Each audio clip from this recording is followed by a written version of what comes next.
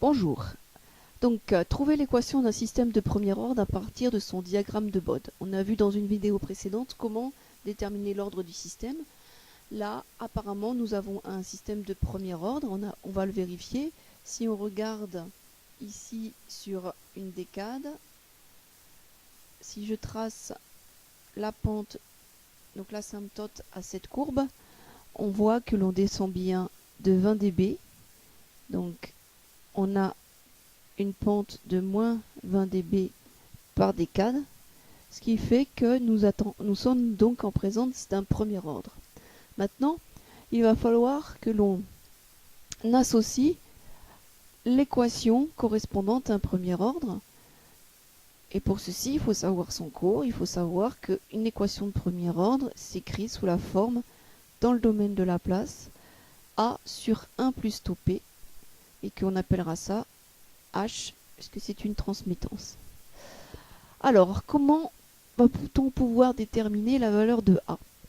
Eh bien, si on trace l'asymptote à l'origine de cette courbe, il faut prendre cette valeur-là. Et cette valeur-là sera égale à 20 log de A.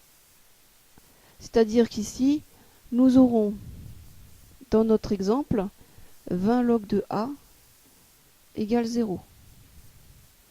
Donc, log de A toujours égal à 0. Donc A est égal à 10 puissance 0, ce qui nous emmène à une valeur de 1. Donc la valeur de A est de 1.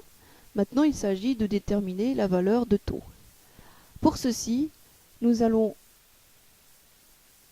prendre l'intersection des deux asymptotes et trouver la valeur ici que vous avez en abscisse.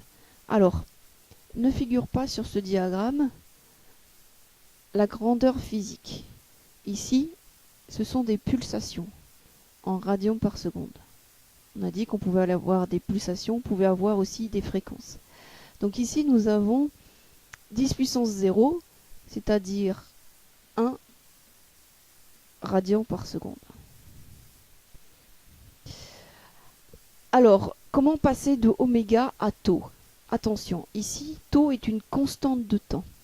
Donc, dans un système de premier ordre, on va pouvoir dire que tau est égal à 1 sur oméga. Et tau est exprimé en secondes. Attention à ça, à ne pas confondre avec la période. Tau est une constante de temps. Et donc ici, comme oméga vaut 1, on aura la valeur de tau qui vaut 1 seconde. Donc notre système va répondre à l'équation suivante, 1 sur 1 plus tau qui est égal à 1 fois P.